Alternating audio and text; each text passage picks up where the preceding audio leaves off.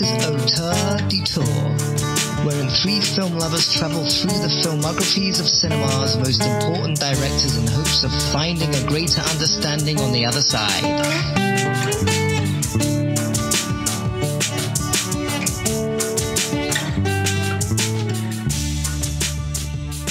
Welcome, film friends, to Auteur Detour. With me, as always, are the illustrious Ian Hinckley. Hi! And the inimitable Travis White. Hey, film friends.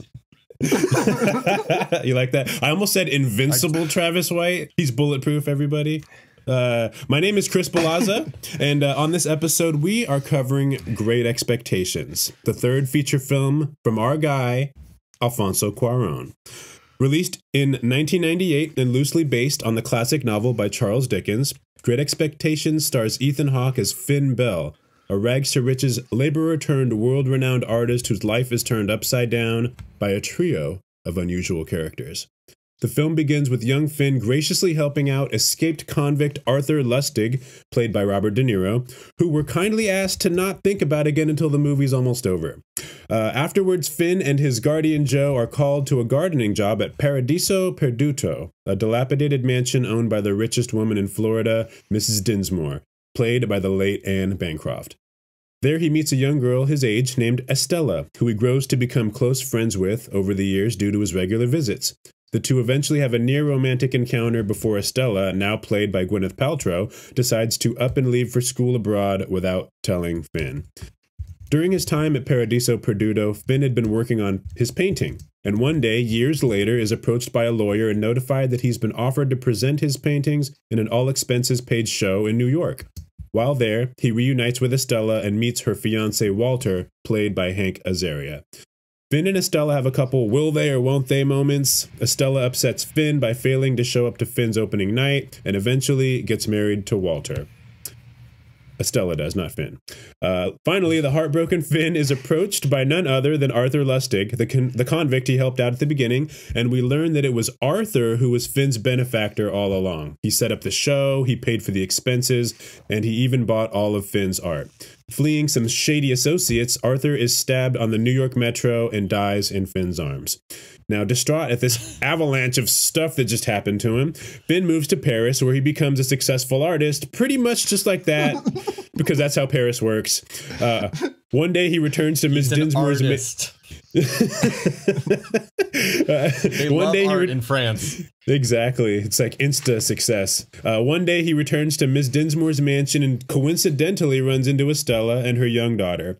The film ends as Estella apologizes for all the fuckery over the years, and the two hold hands and wistfully gaze off into the distance as the movie draws to a close. Oh boy. So, Great Expectations. What do we think, guys? That's what happened in that movie. You know, To my recollection. According to IMDb, that's a word for word, recreation. You know, I had some pretty big, powerful, hopes and thoughts about what I thought this movie might accomplish. I'm trying to use synonyms. Not the word expectations, but yeah. What did you guys think of the movie?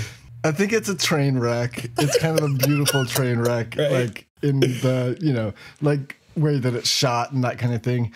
But it's so baffling. I really kind of want to get into why.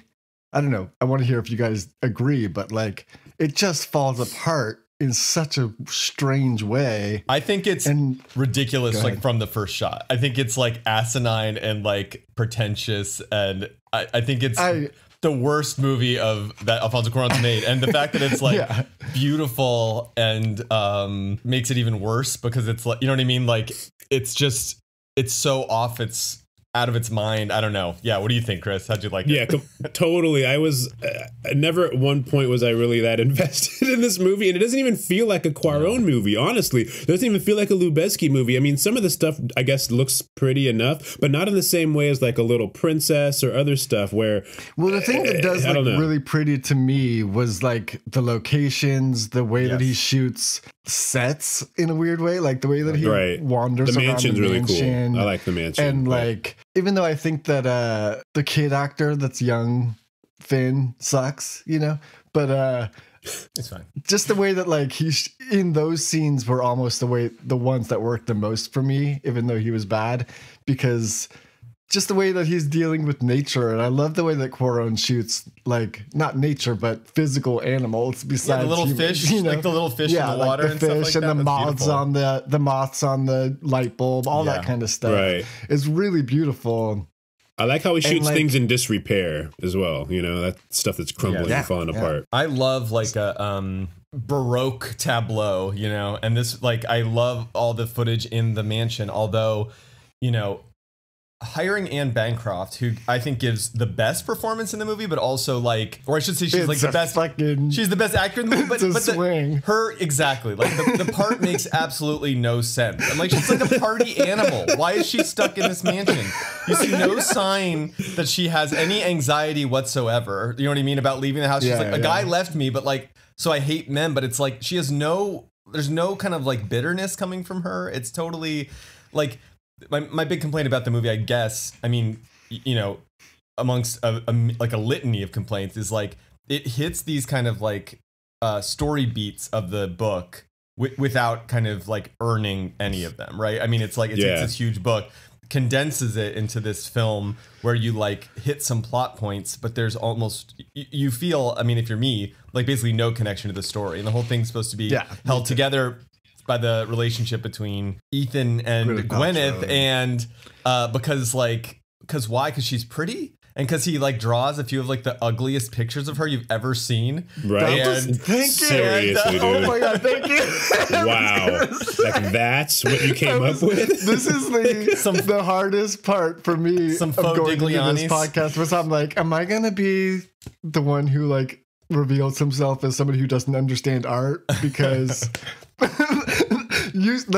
is one of the hard things about making a movie, that somebody has to show themselves as a good writer, or somebody has to show themselves as a good artist, is you also have to create that art, you know, in addition to your art. It's tricky, but there's like, I give a lot of a leeway. You know, I love suspending disbelief, actually. You know what I mean? If you give me like a 50%, I'll meet you halfway.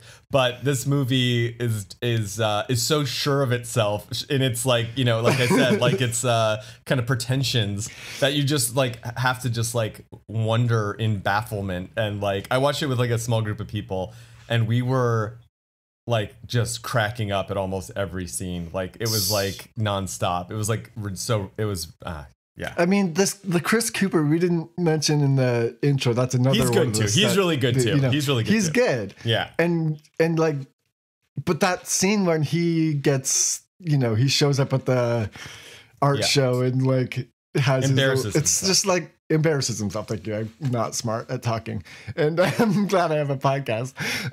But no, like that scene just is like, okay, so now this is what the movie's about. Like, what the fuck are we doing? Like, exactly. It came out of nowhere. It was completely unearned, and also Chris Cooper is telling the best stories like that anyone's told in the whole movie. He would be in the center of that party. He's magnetic, and like, and anybody who knows like the smallest amount about like pretentious art scene knows that they would gather around this guy and fucking love him so much if he showed up at the party. This, you know, backwoods kind of the whole nothing made sense. If any of it like made sense together, if Ethan Hawke and Gwyneth Paltrow together made sense, if Chris Cooper's relationship with him made sense, and he really was an embarrassment, but you don't get the sense that Ethan Hawke has really ingratiated himself, and you know what I mean, and like built a relationship with these other people, because everything's moving so fast and in such a kaleidoscope of images that are pretty but not really affecting in like a story way.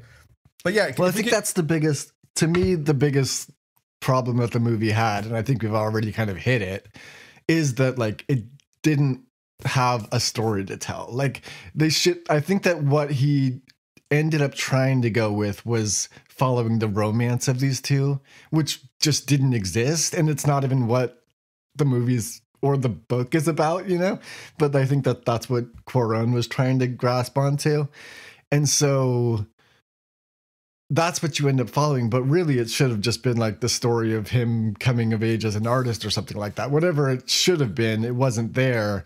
And so every scene feels so disparate and like, well, you know, not grounded to anything.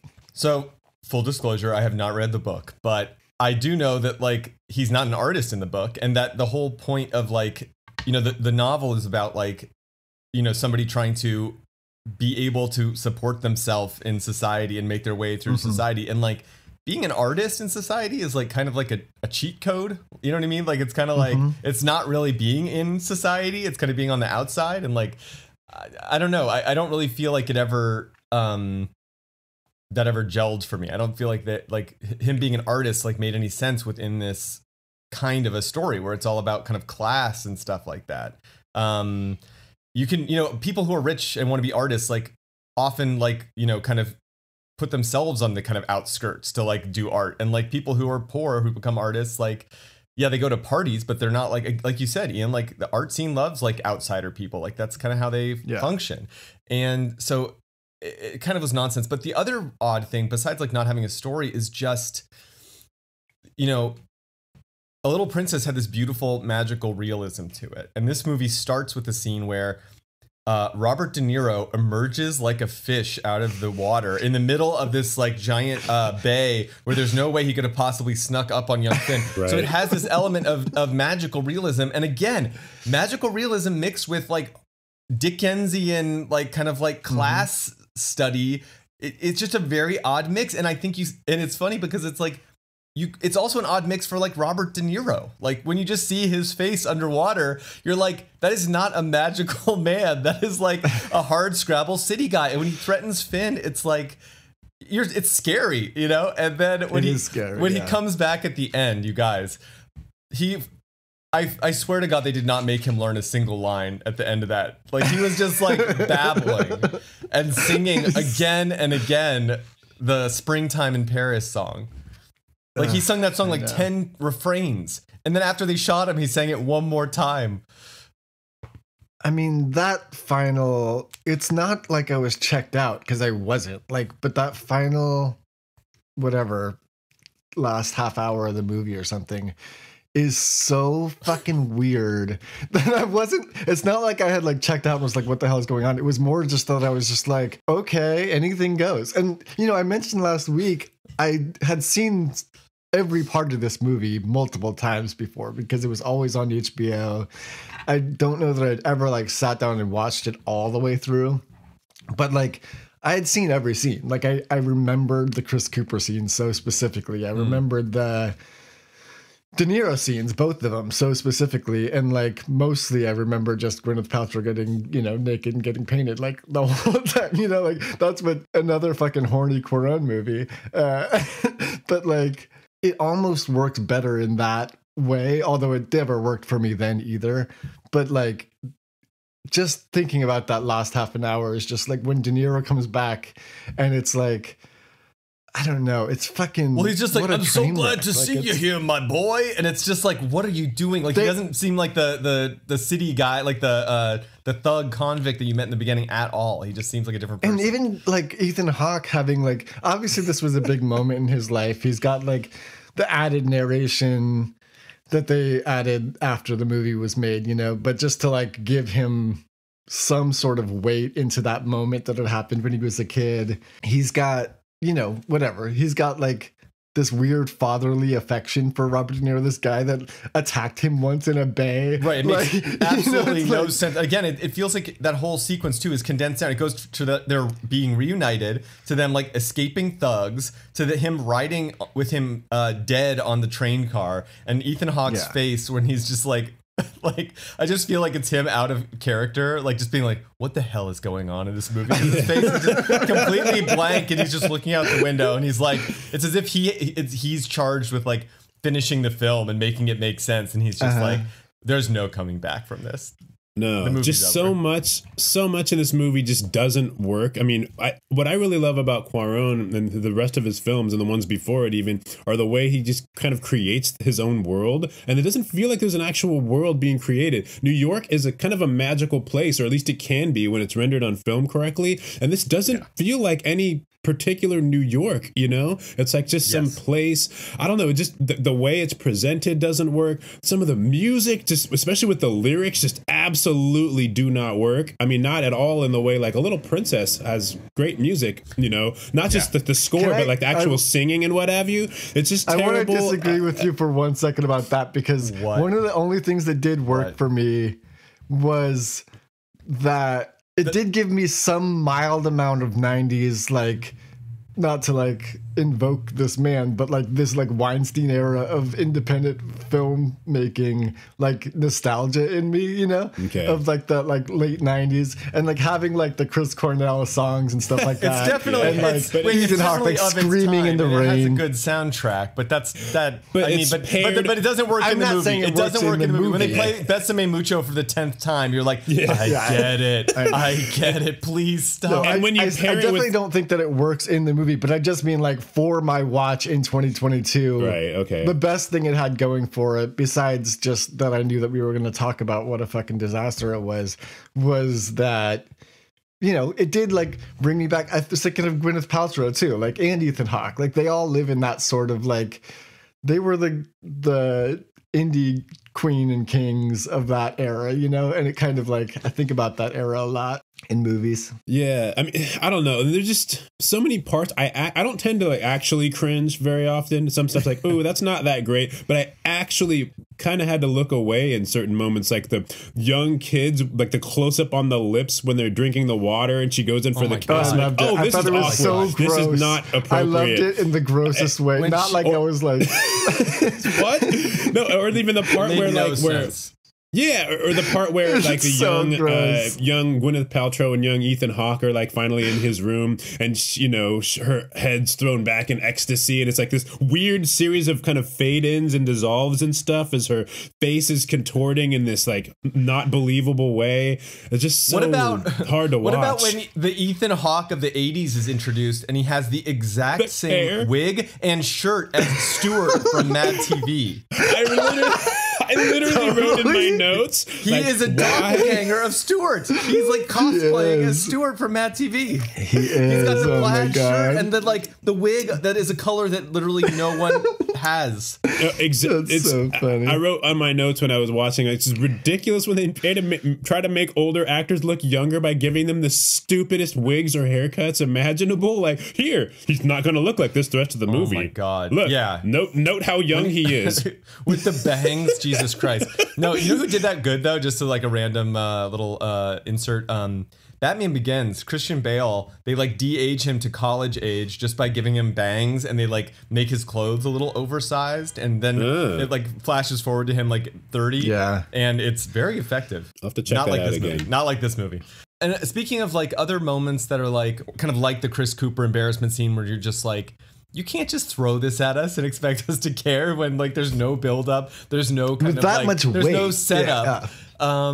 Yeah, and it is kind of funny because Chris Cooper does like deliver the like pain in his eyes, and you're just like, don't do this to me, don't do this to me, because again, he's telling a great story, like, you know, like it's I don't know, it was very annoying, and I felt the exact same way when Anne Bancroft, when Ethan Hawke says one thing to her, like, hey, remember how your heart got broken? Now my heart is broken. And she's like, what have I done? And I'm like, this was your life project. What are you talking about? Like, they just throw these story beats at you completely like unearned, like unexplored. And then they're like, can you believe that this has happened? And it's like, no, but I also like don't care. Right. Yeah. Right. I don't know. Well said. Well said. She acted so well in this movie, but her character made 0 sense.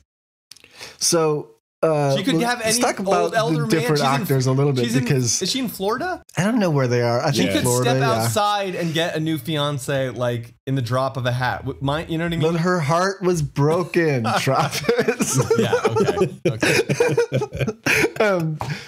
Chris, we were talking earlier, like you've been on an Ethan Hawke kick, like, you know, watching a few of his movies. I think he is a great actor for sure, and he tries in this movie. He can't carry the weight that he's forced to carry in a weird way. It's not his fault, but like, he didn't want to make this movie. He got talked into it. He hated making it the whole time he made it. I think his like deciding factor was that, like everybody else, he wanted to work with Robert De Niro, and De Niro was already signed on, so he got, you know, talked into doing it. And then like basically Lubeski and Cuaron went on like a shit talking spree after this movie came out about how bad it was, and I think that's kind of interesting. I don't know. Yeah I mean, how does this rank? I mean, because you have been watching a lot of his movies. I mean, is there a reason, or is it just a coincidence? It's purely coincidental. I think sometimes maybe there's like a seed of something that like leads me to another one, but some stuff just comes up and it's been on my timeline. With Ethan Hawke, you got a guy who never goes like too far out of his range. He's got this particular character that he can kind of play. He's never been like, wow, that was a total, tour de force by Ethan Hawke. He's kind of that middle of the road guy. He's like a leading man who's not like a superstar leading man. He's great when paired next to someone like Denzel Washington or Winona Ryder. Right? He's solid. He's solid. You know what you're gonna get when you watch an Ethan Hawke movie. And this one is he's okay. Again, he's just there. He's not. No character like stands out really for me in this movie. Anne Bancroft was initially terrifying with her like angry mime makeup, at first, which stood out, and like, okay, she's cool, but again, the whole movie just has no singular anchor really to like kind of rally behind either emotionally or just visually or any of this stuff. It's I everywhere. Really latched on to Hank Azaria. Oh God, just kidding.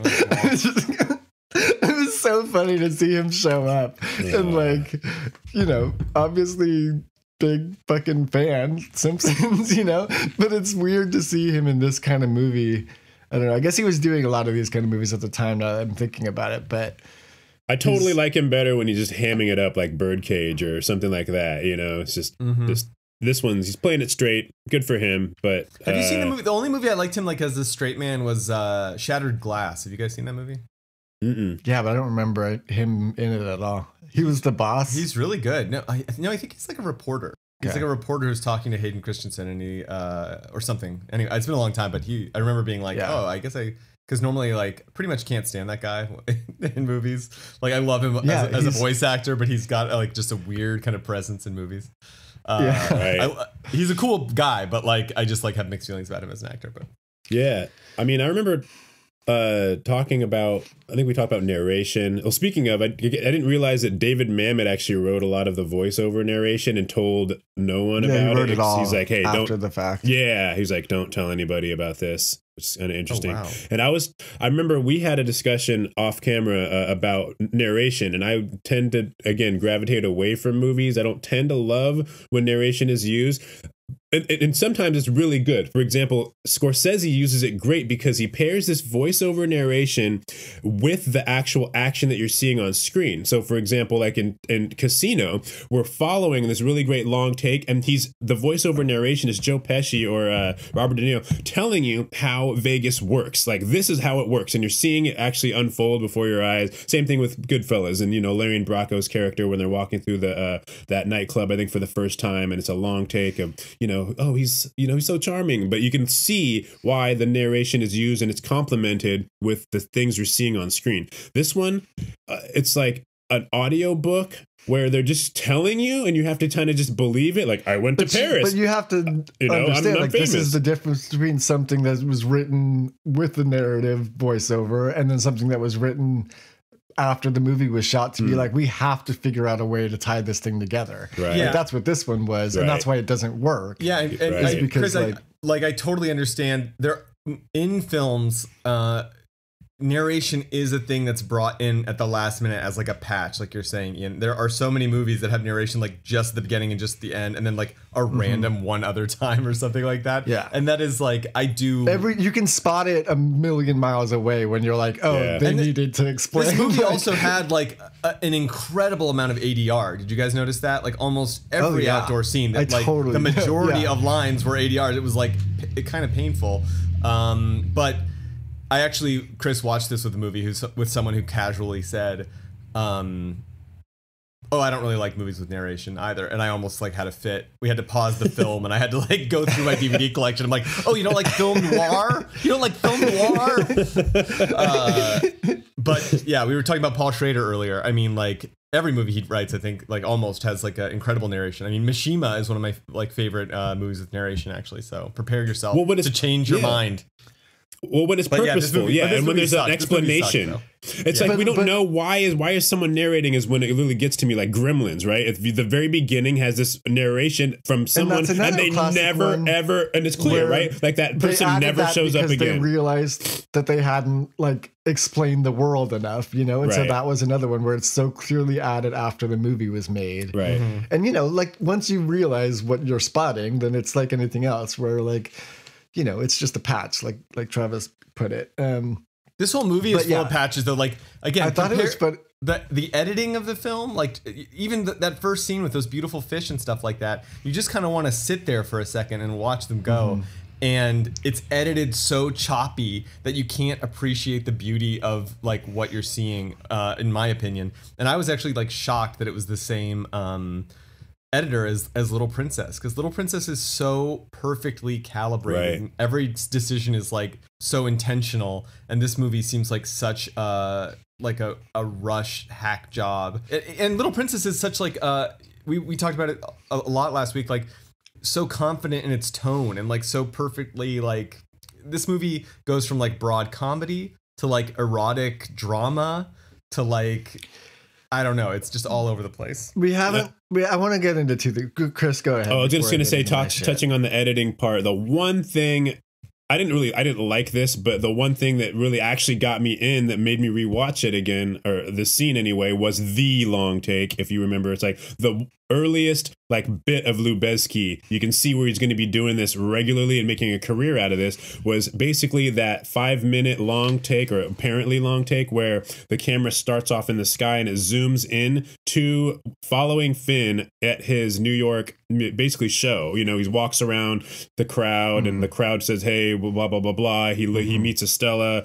She goes to dinner. He follows her. He runs down the street. He goes into the other restaurant. He grabs her, says, you want to dance? They dance. They go outside. They kiss. They walk away. The whole film shot is intended to be like a 5-minute long take. And you're like, there's the Lubezki who's going to be coming up trying to like do stuff. You know, it's a little weird. It's a little awkward in some cases. The camera isn't quite in the right spot, but I was like drawn in because, like, you know me, I'm big on the long take setup. So I like to watch like, how did this go? How did this unfold? You know, that was a cool shot. Yeah. Is that the scene where the opera singer continually interrupts them? Yes, which is super weird.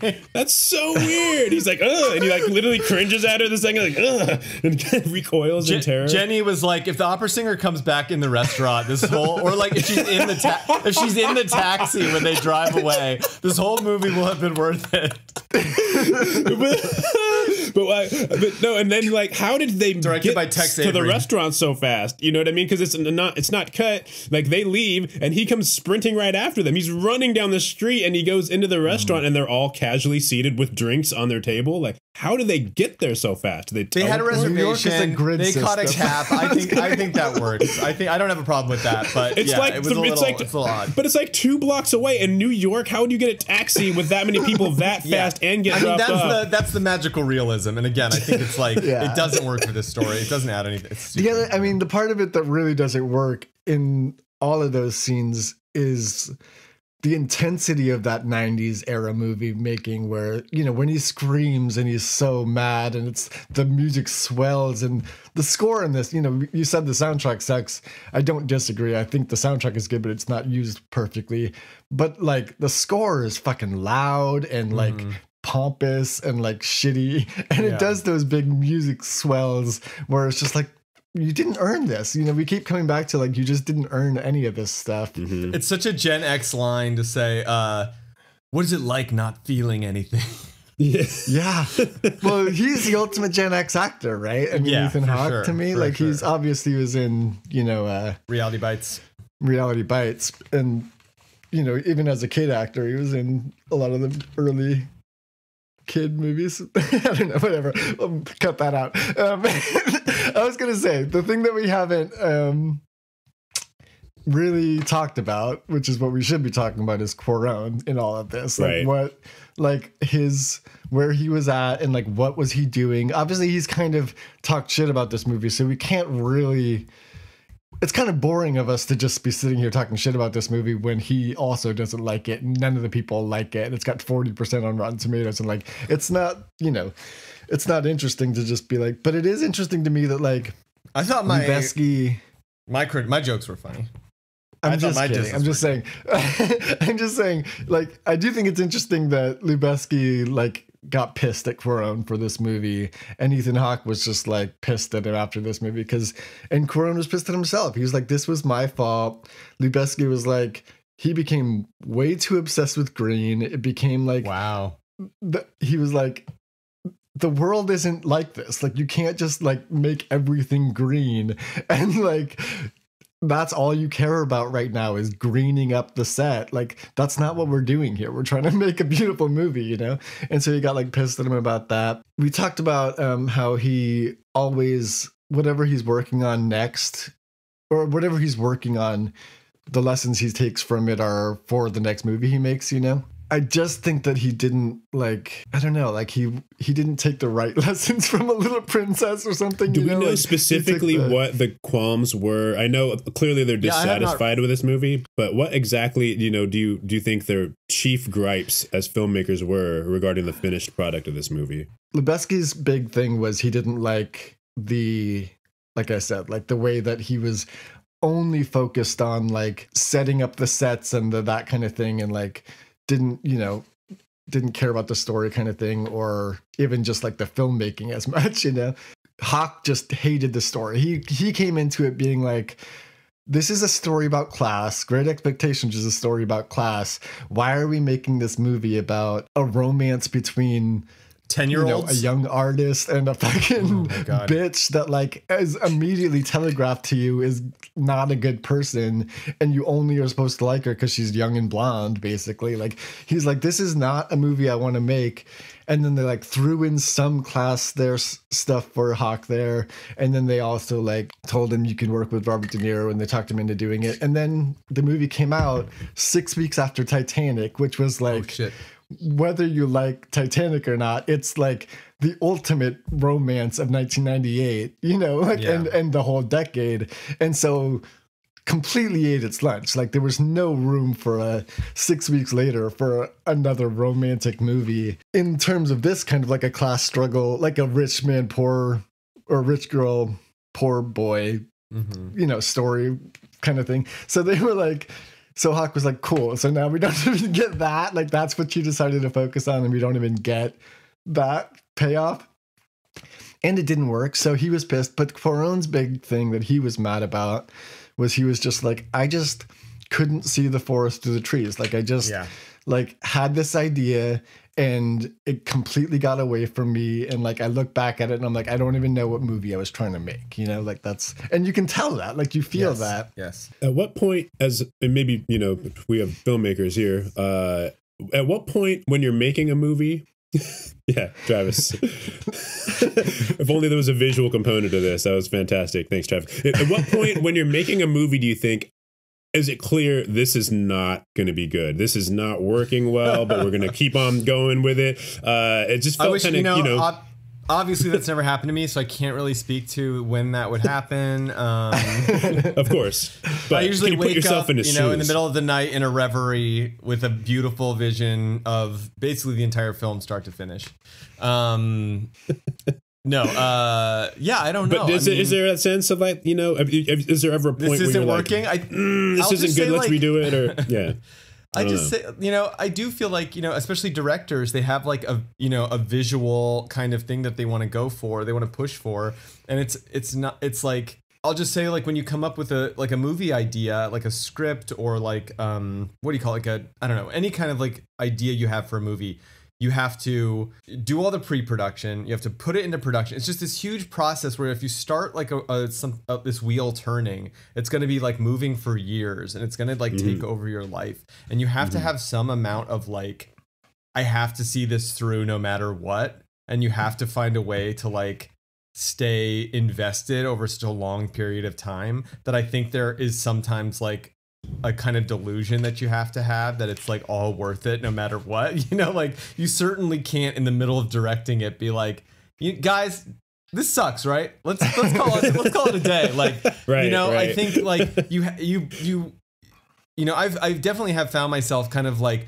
believing in concepts that I came up with like 2 years ago that when I stop and think, I'm like, why did I think this was a good idea? Like, I've definitely had that feeling. And it's like, I think maybe you're trying to make it work so hard, maybe because you believe in some element of it. And for Cuarón, it's like, you know, again, I think he did like achieve some really beautiful stuff with the sets and stuff on this movie, and with like some of the performances and stuff like that. Did it gel into like a coherent story? No. You know what I mean? You guys were talking about like late 90s romances and stuff like this. That mansion could have been straight out of another movie I know you guys love, Romeo and Juliet. You know, like that is like a beautiful, incredible set, and the shots in it are fantastic, and the shots like of the overgrowth in the gardens around the mansion are really cool. Although that crane shot over the gate that they use like every time they go there is a little overdone. So I don't know if I've shed any light on that. Just that like you have to kind of like be a little insane to make a movie sometimes, you know, especially if you're like a really driven artist like Alfonso Cuarón, and you know, and you really are doing it just from your heart. You know, I think you have to, like, in the face of all the, you know, it's a huge collaboration. I don't know. There's a lot of craziness in filmmaking. I also think, to your point, but also to Chris's question, like, I don't think that a lot of the times when people say that like a set was troubled and like, you know, that the people making it or the actors are having a terrible time and everybody thinks it's going to turn out shit, like the movie turns out great, like that's not how they judge, you know, what's going to happen. Is just like, because you asked if like, when do you know, like I think a lot of times people are working on something like this is nothing is going right, everything is going wrong, but then like by the time the movie gets finished it's great, you know, because you cut it together and you get what you need. And then a lot of the times when you're like all having a good time, then like it doesn't necessarily translate to the movie working. Not that that's a correlation. It's just no, whatever, that's very true. I think I've heard like Guillermo del Toro saying like almost every project he makes, there's a moment where he's like, this isn't going to work. You know, this like I'm not going to pull this off. Like I think that's a totally normal place to find yourself, like in the process of filmmaking. So I think that like while making this movie, despite the fact that like Ethan Hawke was pissed about the story that they ended up telling, he still did his best. Like it's not like he was sitting there trying, you know, out of place in the movie.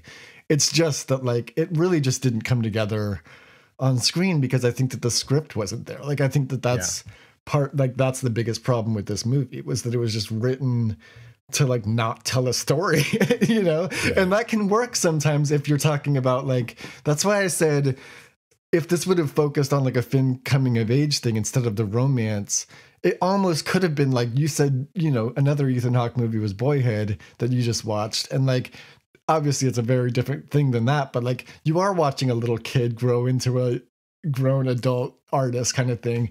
And if you would have seen it in like 10 segmented sort of scenes in his life that leads to him becoming this Parisian artist kind of thing, and like the heartbreak he feels from Estella, and like the weird fucking lady that raised him but was like distant and actually manipulating him, and the weird fucking guy who benefacted, or his benefactor that like almost killed him when he was a kid. Like if they would have had this, or like his poor uncle, boyfriend, dad, whatever he was, you know, like that would have been almost an interesting movie. And I think that's more like what the book is, except for the artist part. But like, well, whatever, you know, I guess that's what I'm trying to say, is like they didn't know what story that they were telling. And I think that would have actually worked if they would have potentially worked if they would have done that. Or if they even had characters with even a remote amount of just interest by themselves that stand alone, that you just are interested in watching do something, you know? I mean, that can go a long way. And that's what I felt about... I wondered, you know, I have a lot of questions about this movie because, like, you know, it's not written by Alfonso Cuarón, right? But I wonder how much of himself he put into this movie or saw of himself in this movie, because I was really reminded of like his first film, where you're just watching some like asshole go around, and like just the fact that he's an artist and just how the whole world is kind of like, it seems like you're looking through like an artist's eyes, you know. It really felt like he was, you know, up his own ass a little bit, and like kind of just which is like I said, like that was Lubezki's insult. I mean, yeah, I mean, every every shot is just like, check out this big window and how much green there is, which is cool stuff. I love that in his movies. And again, it's just so it's such a crazy dip in quality from Little Princess to this. I realized how much of a sucker I am, like, for older, this is not that old, but like for pre-2000s movies usually, of just like how much of a pass I'll give them, because this movie started and like you said, it's never good. Like the first 10 minutes aren't good, but like as it started, I'm like, oh, I'm gonna love this movie. Like I know I thought I was gonna hate it, but I'm gonna love it, and then it falls apart. I don't think I do that for new movies.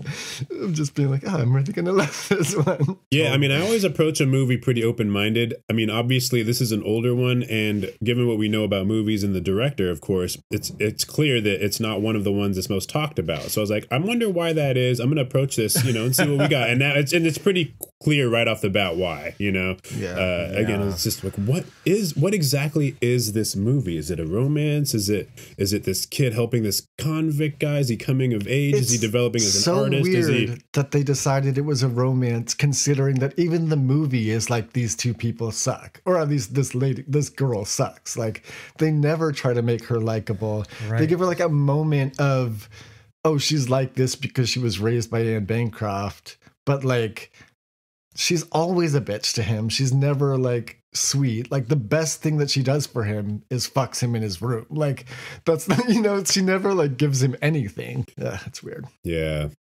this was the year of the Gwen. I think Shakespeare in Love also came out this year, so she was just, I think it was the next year. Oh, was it? Yeah. Was it 98? Anyway, whatever, it was around that time.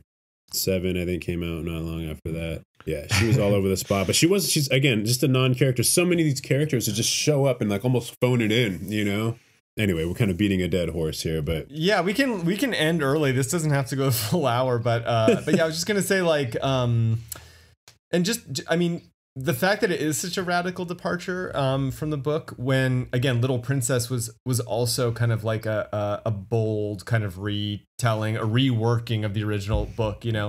I don't know if there was like again, I don't want to like project too much or guess too much, make up a story about it, but like coming off this, I guess it wasn't like a huge financial success, but just coming off the artistic success of Little Princess, I feel like he was just like, oh yeah, I can do kind of like remake a story in my own image, and it'll be a success. It'll be beautiful. It'll be like, a moving like masterpiece. And obviously this has like fucking 100% bump up on cast. Like he's got De Niro, Bancroft, yeah, I mean, fucking Hawke, Paltrow, like all these people are huge at this moment. So that's what I'm seeing in this movie, is like somebody with that kind of like not unearned like arrogance, right? Like just like saying like, oh yeah, I'm doing it, it'll be great, and like really trying to believe in this vision, and then I think pursuing it down kind of like a hole, to the chagrin of like his collaborators, but probably trying his best to make something of it, and it just kind of falls apart. And I think it sounds like from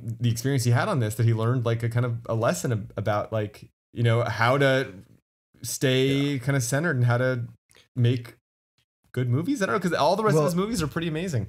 Yeah, and of course it does seem like you said, it was to your point that he learned a bit of a lesson, and then of course his next film is more like, get back to my roots, let's get back into Spanish speaking, let's not have such a ridiculously huge cast, let's get back to sort of the basics, or like, who am I again, so we'll see. We'll talk about it on Y Tu Mamá También episode next week, but like he does say in that same interview where they're talking about how much they hate this movie that I read, that coming off of it, he was like, looked at his brother, has written a bunch of stuff with it. He was just like, we should make the student film we never made when we were students. Like, and so that's what Y Tu Mamá También is, because he was so disappointed with this, how having the scale of Great Expectations backfired on him, kind of. That's great. Oh, I can't wait. Yeah. Well, shall we rank the 3?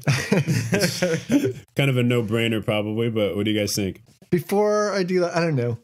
I guess I wanted to say one more thing before we move on. Yeah, final thoughts. And that was just that, well, this isn't even final thoughts, but it was just like, it's interesting to me that when we're doing this series that we're picking a director right now that doesn't write a lot of his movies. And I don't know, I haven't looked to see how many of them he wrote. He obviously has co-written a few of them, but it might be just the problem of that, that like the script wasn't there. And like, I don't know. I mean, it's weird for somebody to have such a pure, distinctive voice on screen that's not the actual author of his movies. I mean, Martin Scorsese is that way though too. Like he's written less of his movies than I think Alfonso Cuaron has, and he's made way more. But I guess you're right, and I don't think of him that way. But you're right. I mean, Steven Spielberg. I was just about to say Spielberg was the first one that came to mind. Spielberg's the ultimate example of it that I always think of. Just like what a weird Stanley Kubrick thing that he's not a writer. I guess it is common. But it is, I don't know, it's interesting to me because I usually, you think of writer, director, or at least I do a lot of times. It wasn't that way in the early days of cinema. And then it kind of it definitely is now. Yeah. But I think about that too. It is interesting. Anyway, Little Princess is the best. And then Solo, and then this one, I guess, right? Yeah, That's where we're at. I have my final thought too, which is just that okay. When Robert De Niro comes back in the movie, and there's that scene in like Ethan Hawke's loft that's just like this super awkward scene, and then Robert De Niro like drops his gun, and there's this like crazy tension.